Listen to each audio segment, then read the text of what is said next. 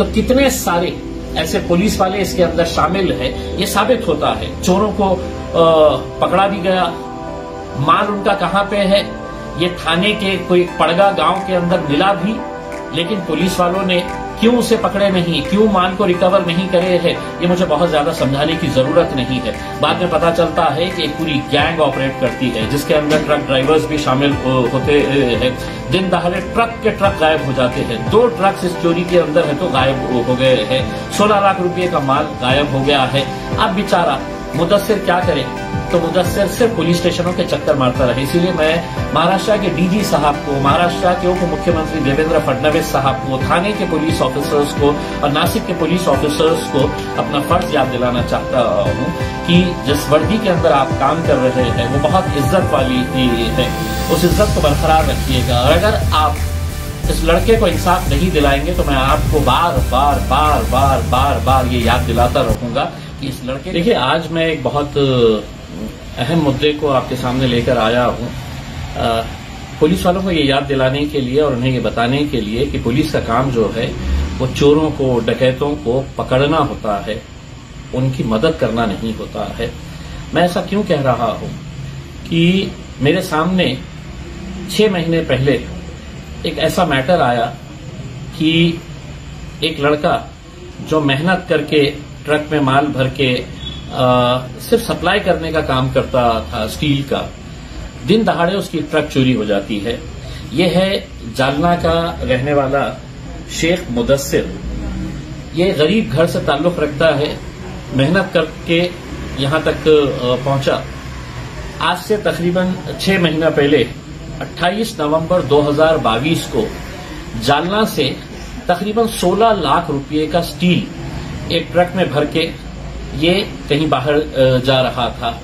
ये स्टील पहुंचाने की जिम्मेदारी ये शेख मुदस्सिर की थी।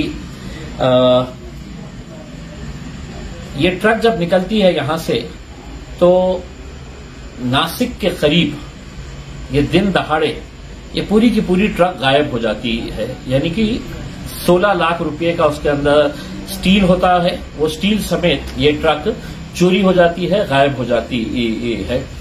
अब आप सोचिए कि गरीब आदमी को अगर ये कहा जाए कि अचानक तुम्हारा 16 लाख रुपए का माल किसी ने चुरा लिया है, दिन दहाड़े भरे रास्ते के ऊपर से चुरा लिया है, तो उसके ऊपर क्या बीतेगी करके।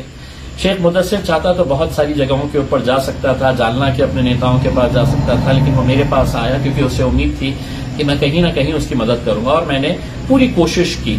मैंने थाने के एसपी से, नासिक के पुलिस कमिश्नर से, जितने भी टॉप ऑफिसर्स हैं उन सब से बात किया, उन सबको पूरी डिटेल्स बताया, सीसीटीवी फुटेज उनके पास दिया कि यहां से ये ट्रक कैसे चोरी हुई है, पूरा सीसीटीवी के अंदर दिख रहा है करके। लेकिन किसी ने भी इस मामले में संजीदगी से नहीं लिया, क्योंकि ये गरीब आदमी है, इसका कोई ऐसा प्रेशर वो नहीं ले सकते थे कि जिसकी वजह से वो पूरा इन्वेस्टिगेशन करते थे। मेरे बोलने के बावजूद भी जितने वरिष्ठ अधिकारी थे सभी ने इस केस को मानो इस तरह से वो हटा दिया कि 16 लाख रुपए अगर चले गए हैं तो हमें क्या लेना देना है करके। लेकिन मुझे कहीं ना कहीं ये लगा कि इसके अंदर पुलिस वालों का भी बहुत बड़ा रोल है। एक दिन दहाड़े 16 लाख रुपए की चोरी, और मेरा शक बिल्कुल सही साबित हुआ जब मैंने ये देखा कि नासिक और थाने की पुलिस कहीं ना कहीं एक दूसरे के ऊपर ढकेलने का काम कर रही है और इसमें पिस रहा है। तो ये मुदस्सिर जिसका 16 लाख रुपए, अब उसका जो स्टील कंपनी वाला है वो उससे मांग रहा है कि मुझे 16 लाख रुपए तुमने देना है करके। उसमें मैंने खुद ने इस मामले को जब गंभीरता से लिया तो मैंने डीजी महाराष्ट्र पुलिस के डायरेक्टर जनरल ऑफ पुलिस के पास गया और उनको ये पूरी कैफियत बताई कि मतलब ये कैसा दिन दहाड़े इस तरह की डकैती हो जाती है और ये गरीब लड़का पिछले 6 महीने से सिर्फ पुलिस स्टेशनों के चक्कर काट रहा है, अदालत के चक्कर काट रहा है, मंत्रालय में जाता है, जिसको मिलता है बस उससे मदद मांगता है, लेकिन उसकी कोई मदद करने के लिए तैयार नहीं है। आखिरकार मैंने सोचा कि क्यों ना ये पुलिस वालों को शर्मिंदा किया जाए। इसीलिए मैं आज आपके बीच में आया हूं ये बताने के लिए कि जब तक ये मुदस्सिर की ट्रक का माल पकड़ा नहीं जाता है, मैं थाने की पुलिस और नासिक की पुलिस को ये याद दिलाते रहूंगा कि तुम्हारा फर्ज क्या है। ये वीडियो मैं अपलोड करूंगा और शायद हर 2 दिन, 3 दिन, 4 दिन के बाद मैं दोबारा इसलिए अपलोड करते रहूंगा जब तक इनके अंदर गैरत नहीं आती और जब तक ये अपने इस गरीब लड़के का जो माल चोरी हुआ है, अगर इससे जबानी अगर सुनेंगे तो कितने सारे ऐसे पुलिस वाले इसके अंदर शामिल है, ये साबित होता है। चोरों को पकड़ा भी गया, माल उनका कहां पे है ये थाने के कोई पड़गा गांव के अंदर मिला भी, लेकिन पुलिस वालों ने क्यों उसे पकड़े नहीं, क्यों माल को रिकवर नहीं करे है, ये मुझे बहुत ज्यादा समझाने की जरूरत नहीं है। बाद में पता चलता है कि एक पूरी गैंग ऑपरेट करती है जिसके अंदर ट्रक ड्राइवर्स भी शामिल होते हैं। दिन दहाड़े ट्रक के ट्रक गायब हो जाते हैं। 2 ट्रक्स इस चोरी के अंदर है तो गायब हो गए हैं। 16 लाख रुपए का माल गायब हो गया है।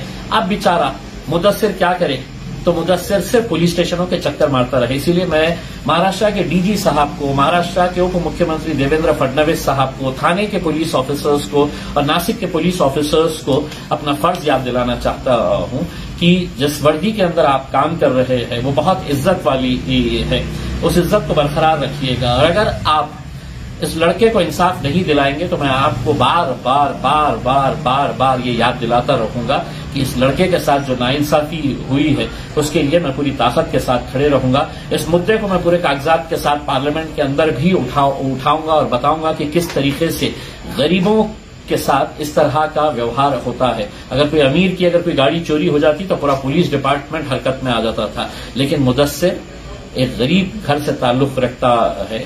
आप सोचिए कि पिछले 6 महीने से उसके ऊपर क्या गुजर रही होगी। लेकिन मैंने मुदस्सिर को यही कहा है कि तुम अकेले नहीं है, मैं तुम्हारे साथ पूरी ताकत के साथ खड़ा हूं और तुम्हें इंशाल्लाह मैं इंसाफ दिलाऊंगा।